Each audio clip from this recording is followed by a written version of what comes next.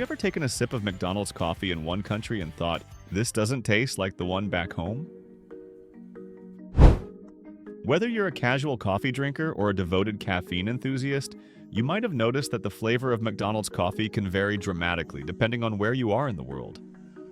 One day it's smooth and mellow, the next it's bold and slightly bitter, or maybe even sweeter, creamier, or nuttier than you remember. But why does this happen? How can the same global chain serve coffee that tastes so different from place to place? The answer lies in a fascinating mix of chemistry, culture, and culinary science. Let's break it down. First up, water. Coffee is 98% water, so even tiny differences in water composition can drastically alter the taste.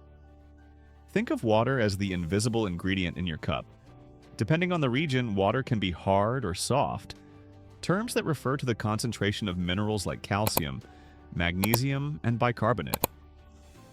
Hard water, rich in minerals, tends to extract flavors from coffee beans more aggressively, which can amp up bitterness. Soft water with fewer minerals might result in a smoother, more acidic brew. For example, if you're sipping coffee in London, where the water is notoriously hard, your McDonald's brew might have a sharper edge compared to the same coffee in Stockholm, where the water is softer and purer.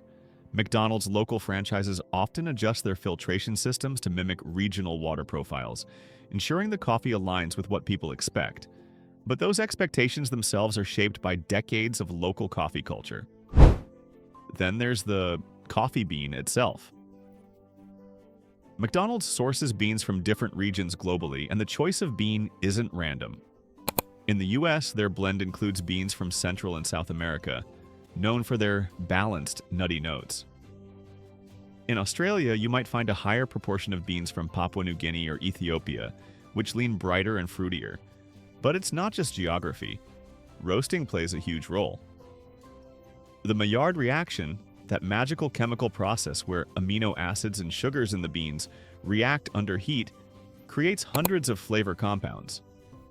A light roast preserves more of the bean's natural acidity and fruity undertones, while a dark roast brings out deeper, smokier flavors. In Italy, where espresso culture reigns supreme, McDonald's coffee is roasted longer to match the intense caramelized profile Italians prefer. In Japan, where lighter, milder flavors are popular, the roast might be gentler, resulting in a smoother, almost tea-like cup. But let's not forget the e-milk. Whether it's dairy or plant-based, milk chemistry is a game-changer. Fat content, protein levels, and even lactose concentration vary globally. In India, where dairy consumption includes milk with higher fat content, your latte might taste creamier. In Sweden, where lactose-free options are standard, the milk's altered sugar structure can subtly change how sweetness interacts with coffee's bitterness.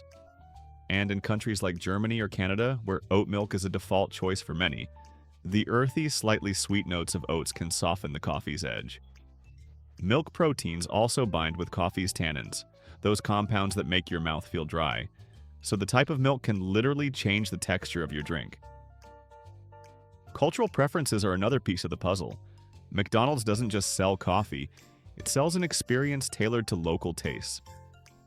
In South Korea, where iced sweet coffees dominate menus, you'll find syrups and creamers pre-mixed into the brew for a dessert-like treat. In France, where coffee is often enjoyed black and strong, the default McDonald's coffee might be a bolder, no-frills espresso. Even the size of the cup matters. Americans are used to giant 16-ounce coffees, which require a different bean-to-water ratio to maintain flavor without bitterness. Meanwhile, in Turkey, where coffee is traditionally served in small, potent doses, McDonald's adjusts its servings to match, resulting in a more concentrated flavor. Then there's the equipment.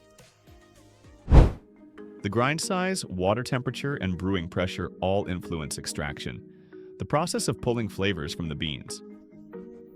In countries with a strong espresso tradition like Spain or Italy, McDonald's uses commercial-grade machines that force water through finely ground beans at high pressure, creating that signature crema. In contrast, in countries where drip coffee is the norm, like the US or Canada, the grind is coarser and water filters through slowly, yielding a lighter body.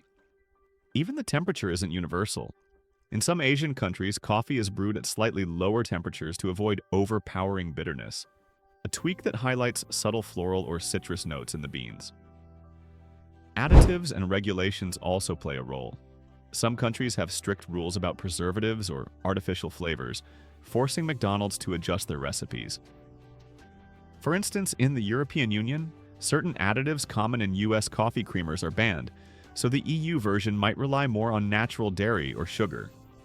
Meanwhile, in Brazil, where sugarcane is abundant, you might find a hint of caramel-like sweetness added straight into the brew.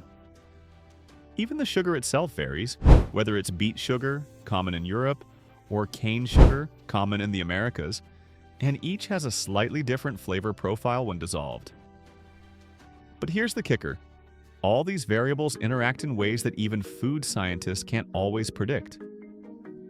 A slightly harder water in one country might amplify the roastiness of a dark bean, while in another it could clash with the milk's fat content.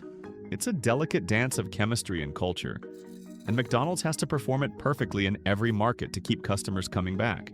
So the next time you take a sip of McDonald's coffee abroad, remember, you're not just tasting coffee. You're tasting a blend of local water, carefully chosen beans, cultural history, and scientific precision. It's a reminder that even the most everyday products are shaped by a world of complexity. And that's what makes exploring global flavors so exciting. If you found this deep dive into your morning brew fascinating, don't forget to hit that like button and subscribe for more tasty insights into the science behind your favorite foods. Got a theory about why your local McDonald's coffee tastes the way it does? Drop a comment below. We'd love to hear from you.